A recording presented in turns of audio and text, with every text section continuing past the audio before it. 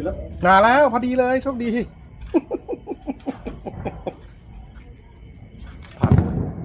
ทันเว้ยทันเว้ย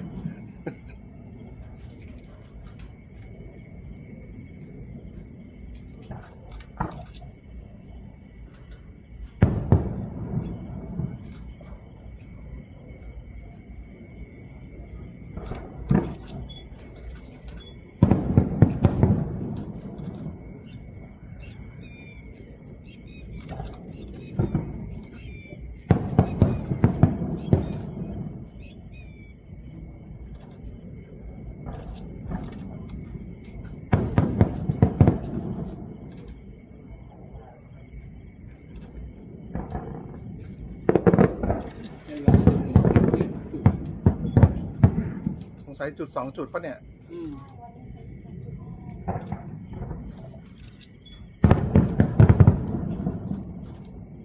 อ้าว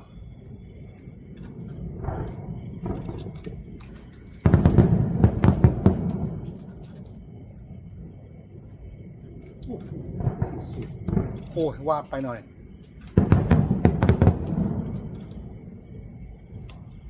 ว้า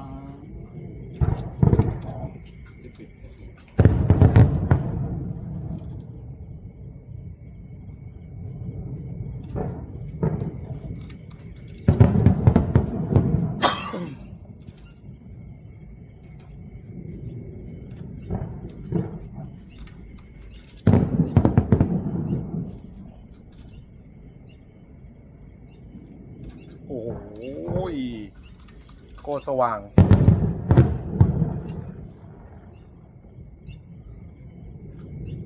แอบลิง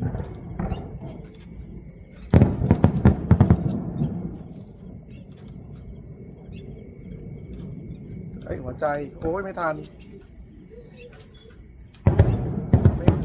ไม่เคยถ่ายรูปหัวใจได้สักที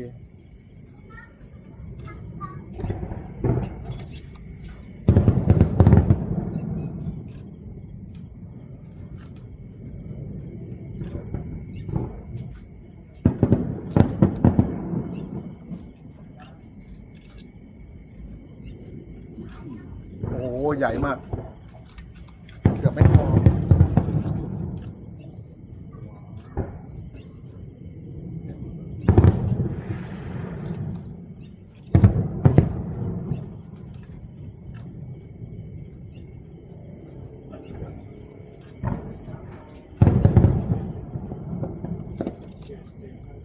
โอ้ยตายตาย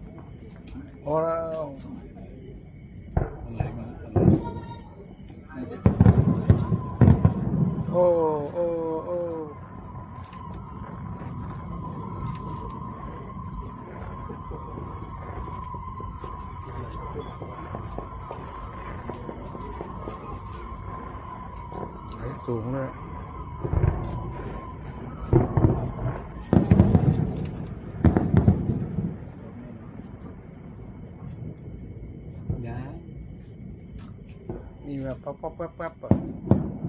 จบเลย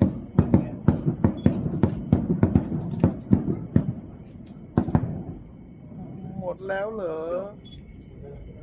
หมดแล้วเหรอ โถ่เอ้ย สุดท้ายแม่งเอียงซ้าย กูจะบ้าตาย เฮ้ยห่าแล้วก็มันจุดเอียงซ้ายเว้ยเฮ้ย ดังลงมา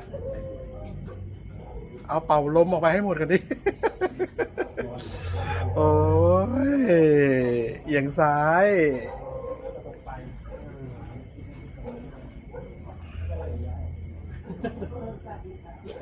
พลาดเลย